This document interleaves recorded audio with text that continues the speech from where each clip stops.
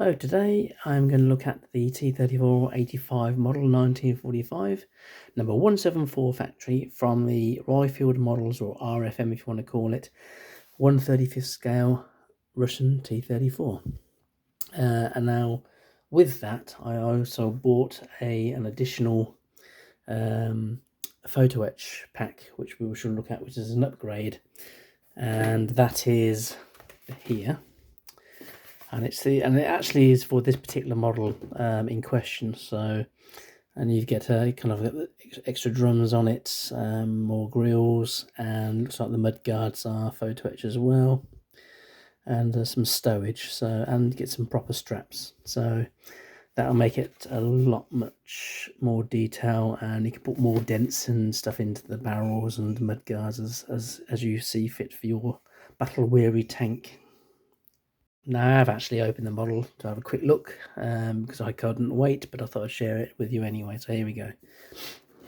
So as I say, it's a 1/35th scale, and it's their code number 5040, I guess. We're looking at that. Okay, so the instructions look are colourful. Nice picture of the T34 on the front.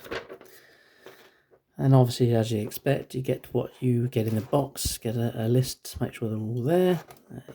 Decals, the actual sprues. You actually get some photo etch already in here. And then some string, which I guess is for representing steel rope. And then you got the classic suspension, the hull, chassis, how to build. And it looks like they've color-coded it to a point. Which is nice. It does say it's for kind of an advanced builder, age 14 plus, but it looks like they give you enough detail to do it even if you're a beginner. It looks also that you need to cut some holes, judging by that instruction there. Be careful, you make sure you use the actual right size, otherwise you could have problems fitting items in.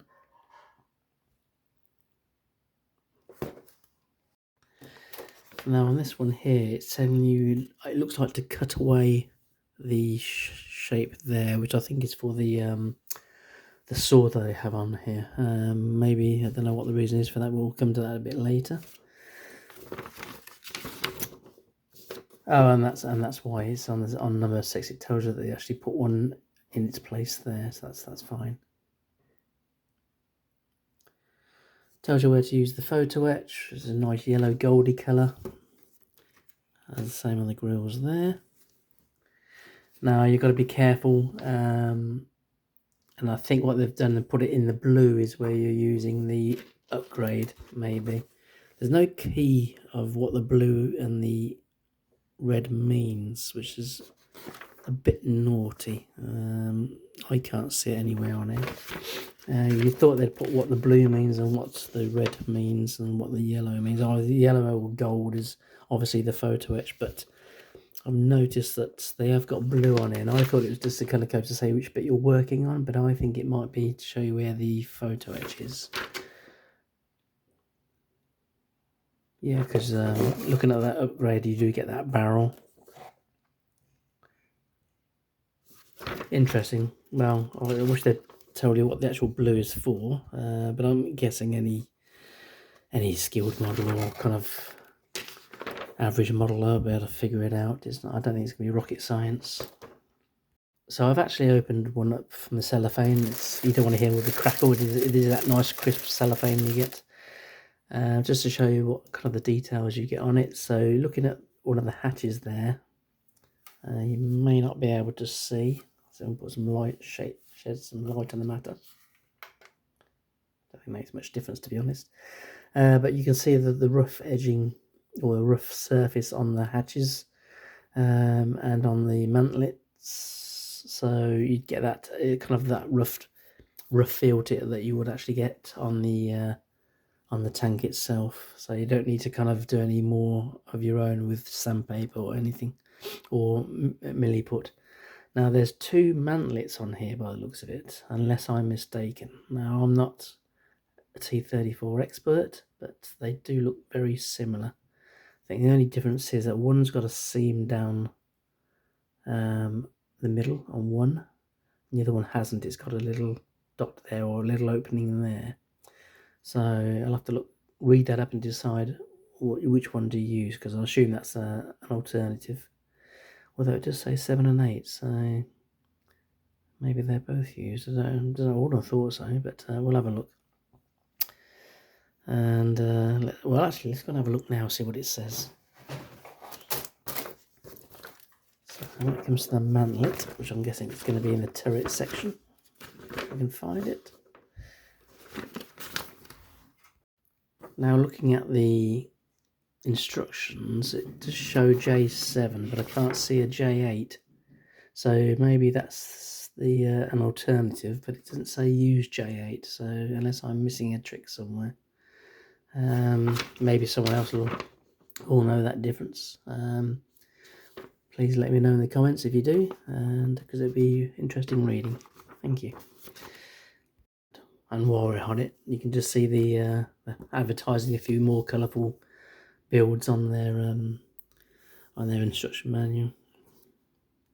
Okay, on some of these sprues, you're not going to be using all of the items, because obviously you've got the mud guards here, but I think you'll get the upgraded photo-etched version in the upgrade that I purchased.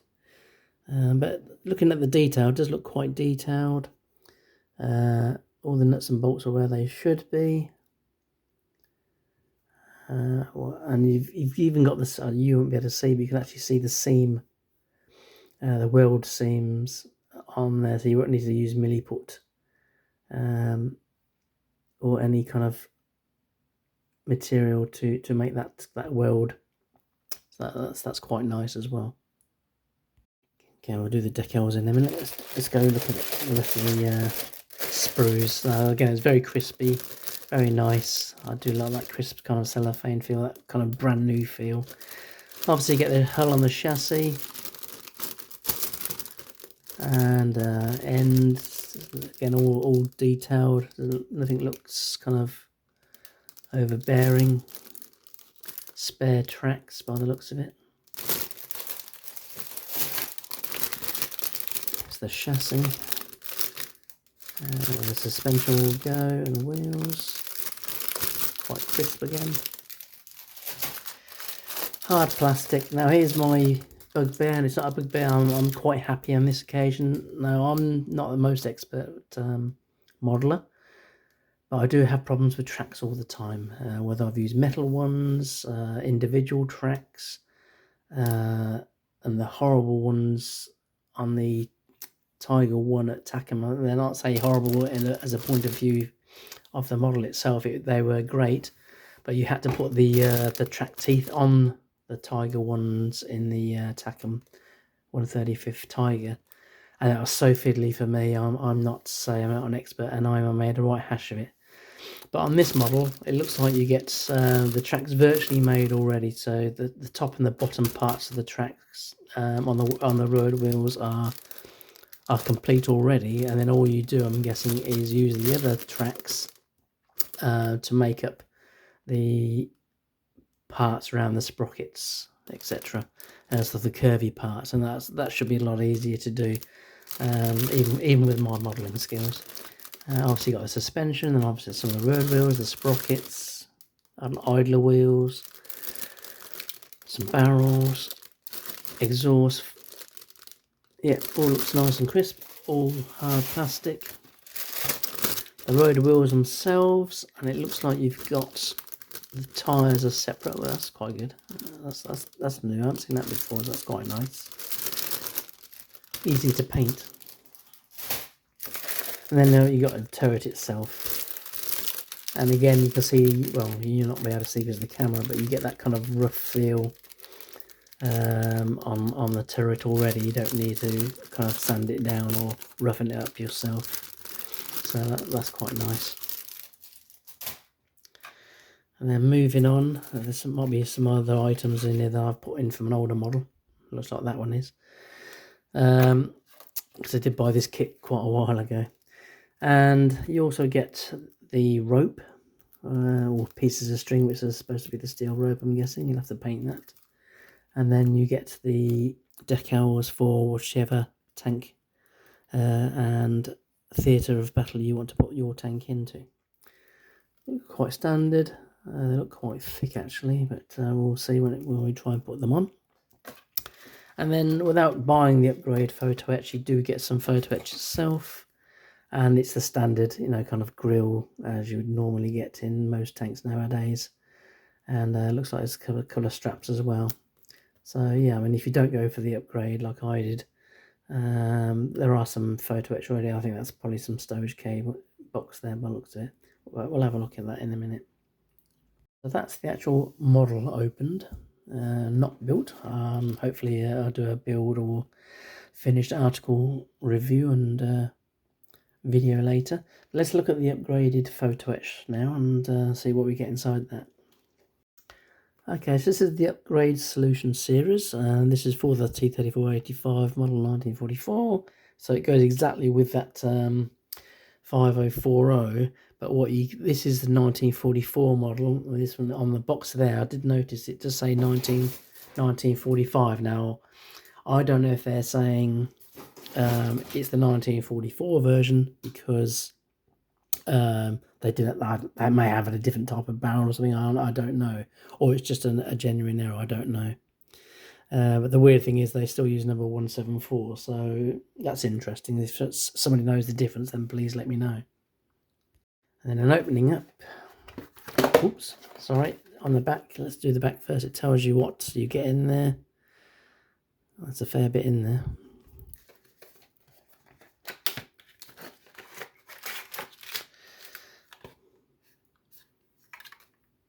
Okay, so you get some kind of metal wiring. That's better than the string.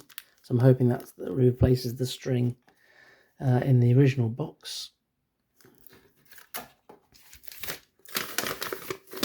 Now the instructions look very colourful.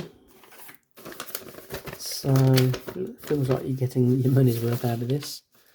Okay, so you can take the edging off the hull and put the Photo-etch version on by the looks of it.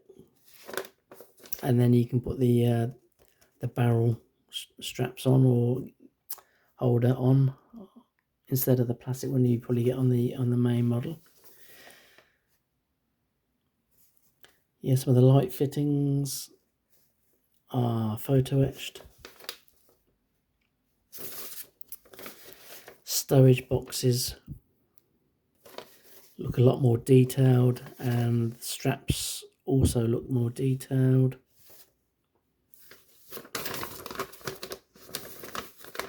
And then you've also got the mud guards, and yeah, they are a lot more detailed. Again, what I do like about Photo-etch is that obviously you can dent these, scratch them more, manipulate them a lot more better than you can plastic. You can do it with plastic, but I find it a lot easier with Photo-etch, and it feels a lot more natural as well, obviously being metal. You get the barrels again. You could dent the barrels and put chips in them a lot more better than you would on the plastic ones. Yeah, so like I say, the actual instructions are also very colourful. Just show you the detail on them. It's quite smart. I do like that. You just got to remember that when you're working on the main model, you have to coincide with this. Make sure you're not putting on plastic and then realise you should have put on the Photo-etch. Be careful of that. So I've done that in the past. So there's the actual hull side parts, what they're saying you can put on instead of the plastic version. And again, you can always put more dents and scratches on those than you would on the plastic version. It looks like you've got some more wire in there as well, which should be a rope. And we've got another piece of paper. What's this one? Okay, so this is telling you how to do the back mud guards. And the top of the turret. Oh, right, okay, the piece of metal rod they give you are for the handles on the turret itself. That's quite smart. Yes, that's a lot more accurate. That'd be quite good to do. So make sure you've got to shape them better. Tell us how long to put them on for. Okay, that's quite good. Yeah, I like that. And obviously at the end they're giving you an upsell on their other tanks they produce, and other upgraded Photo-etch. Okay, so that's that. That's all the instructions out of the way. So done the rails, and here's the actual Photo-etch itself. Okay, so there's the top of the turret, front of the tank, lots of other little bolted areas, and on the opposite side you've got more grills, more straps, the box, and looks like ends of straps. So yeah, again, I'm not a huge Photo-etch user. I think most tanks come in nowadays, namely on the grills, but it'd be exciting to try and do these ones and see how these turn out. I hope you enjoyed it and give you a bit of enlightenment on this tank itself. Hopefully I'll show you an end version or a video on how I built it. So I'm no expert, but I'll do the best I can. Anyway, thank you for watching.